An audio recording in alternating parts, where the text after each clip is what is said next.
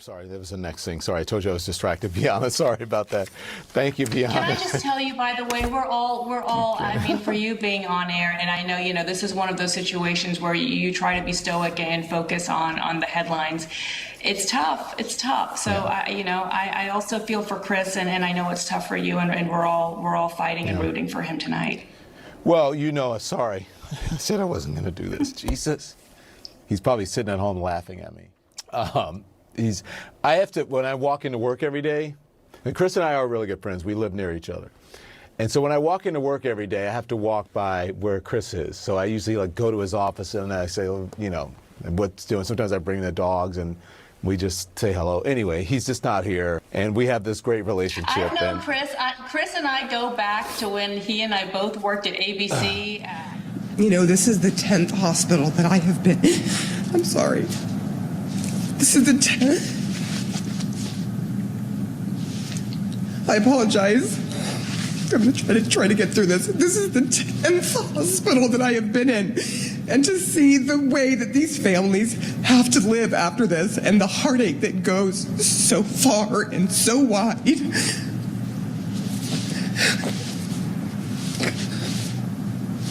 It's really hard to take. I'm sorry, Allison. Hey, Sarah, no apology needed. We've been watching your reporting on the ground throughout this horrific year. And we have all been struck by the grief, the collective grief that all of us are in.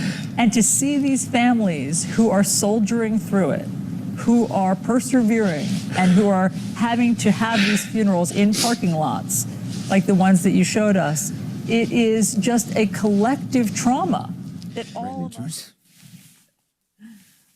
So sweet, right? I mean, wow, what she has been through. Yeah, and what she's still going through, Anderson. And yet that was the only time in our whole interview that she smiled, was talking about you and Wyatt. I mean, she's been in this dark place. She was on that ventilator for a couple of months. She's going through possibly losing her hands. She hasn't seen her children in a couple of months. She was in this dreamlike state where she was watching her life go by on the ventilator, she remembers.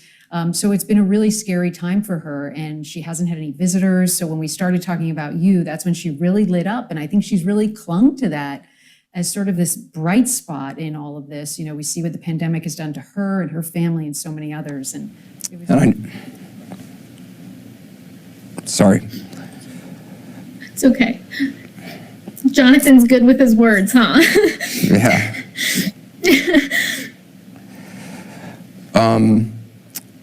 Do you have friends and family around you?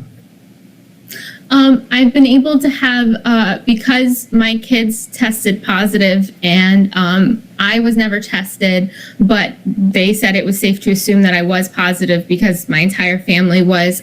We've been able to have people come and help us as long as they wear masks and gloves, and they've just helped with the kids greatly because the last 2 days have been really hard, and I'm really trying, but I don't think I'm doing as good of a job as I wish I could.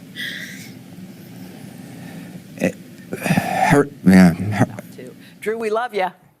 Love you too, Hoda. Okay. Thank you. All right, a lot more.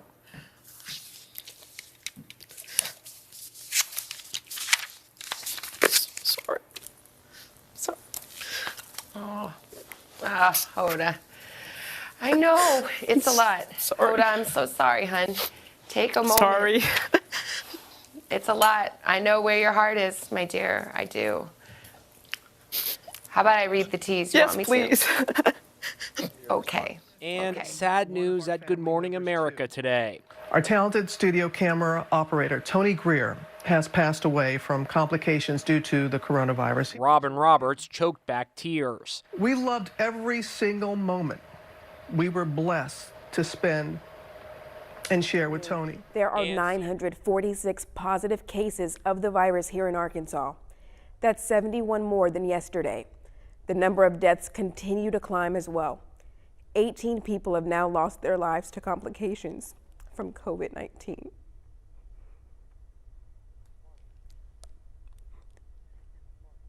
But there's some positive news here. Officials tell us 152 people have recovered. While the number of cases continues to rise, so does the state's ability to test people for the virus. At the beginning of the 6 o'clock show, I had a moment. You all know we aren't robots, as robotic as it may seem we are sometimes. I'm human. Promise to you, I've made a vow that we will walk this thing together. We are going to navigate this crisis together because none of us have gone through this before. This is brand new to me as it is to you. It has been hard. And to get those messages of people saying, don't you apologize for having emotions and being human, that means a lot, because if you know me, you know that I'm a strong sister. What did you say to your mom exactly? She could hear my voice and I said, Mom, it's okay to pass on. It's okay to go now. Within an hour, she left. I think she needed to hear that. I think she was holding on until we were able to say, it's okay to go. Yeah, love and forgiveness is a powerful thing. It's not even my own mother. My heart just grieves for you. I know my own mother's watching, and forgive me, but I feel for you. Thank you. Mom was a nurse for 38 years, probably doing the same for other people. And as I was finishing saying goodbye and the nurse, took the phone back up, I could see the nurse is just crying, like tears just coming out of her eyes, through the mask. I could see it, and I know how difficult this is for them. I can't even imagine being on the front lines of that and having to go home every day and risk infection themselves, but then have the compassion and the empathy to be right there in that moment as if it was their own mother. Michelle Bennett, just thank you. Be well. Thank you. Thank you very much. Thank you so much. She just want to help people. She want to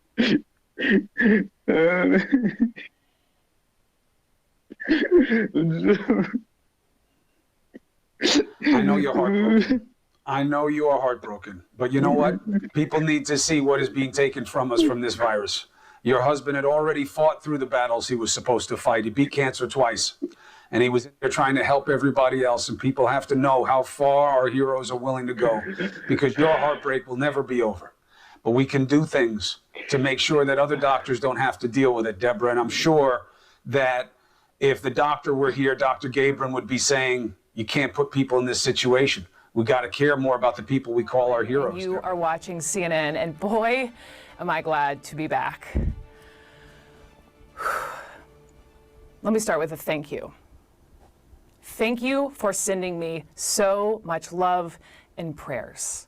COVID-19 gave me a beating physically and mentally for 2 weeks, and then I took the third just to recoup. Severe body aches, fever, chills, and just ask my husband, a lot of tears. I never knew when it would end. It was relentless and scary and lonely. But I was one of the lucky ones. Thousands of people are sitting in hospitals right now suffering. I made the trek to Central Park over the weekend for the first time since the quarantine began, and in the middle of this glorious park, I'd reported on it, but I wanted to see it with my own eyes, the tents erected as a makeshift hospital. I mean, just imagine, on one side of this sunny field, there are families biking by, and on the other, people are fighting for their lives. It took my breath away, and I turned to my husband and I said, I hope we never see this again. Some of you right now have a loved one in a hospital battling coronavirus. Some may not have made it home, and I offer you my deepest condolences. And to the nurses and the doctors and staff on the front lines, God bless you. My heart goes out to especially those of you who have fallen ill while doing your job, or those of you who have had to see your beloved colleagues become your patient on the other side of the curtain. And to our nation's scientists who work in the world of facts, we need you. Thank you. So many unknowns when it comes to this virus. When does this end? Will there be a second wave, as the CDC director predicts, in the fall? With 26.5 million Americans having lost their jobs in the past 5 weeks, many are rightfully wondering, how will I provide for my family on the other side? So many inequities in our society have been illuminated by this virus. So much joy has been suddenly sucked out of our lives. Social gatherings, concerts, sporting events, canceled. It can be overwhelming. So what are we supposed to take from this? I thought a lot about this while I was sick. And I was listening to a lot of Brene Brown while I was recovering. If you don't know who she is, she's the scientific researcher in Texas, known for her wildly popular TEDx talk and books about vulnerability and courage. Brene was profiled in the New York Times over the weekend as her wisdom has come in handy during this uncertain time. And she said, quote, "A crisis highlights all of our fault lines. We can pretend that we have nothing to learn, or we can take this opportunity to own the truth and make a better future for ourselves and others." She's right. We need to do something about the rapidly rising unemployment rate and the communities of color who are disproportionately affected by this. And we need to examine why so many people are just feeling so lonely. Brene also said, quote, "We tend to be our worst selves when we're afraid, so we have to be intentional about choosing kindness and generosity." Kindness and generosity. Let's extend it to those who are disproportionately affected by coronavirus. Let's extend it to those who deliver our mail, stock our groceries, collect our garbage. Let's extend it to our families, our friends, and yes, even our adversaries. I'll just close with this. You know, getting sick was awful, but hearing from thousands of you, sharing your kindness and generosity with me through texts and emails and a lot of DMs on Instagram was the biggest gift I unexpectedly received these last few weeks. And it showed me how, even when the world stops and takes a collective breath, we are all capable of showing up for one another. I am so moved by the millions of you who have been willing to sacrifice so much in these last few weeks, all for the safety of your fellow Americans. I know it's tough, and it still is. When the world reopens for good, let's remember these more challenging times and remind ourselves we have the power to take care of one another.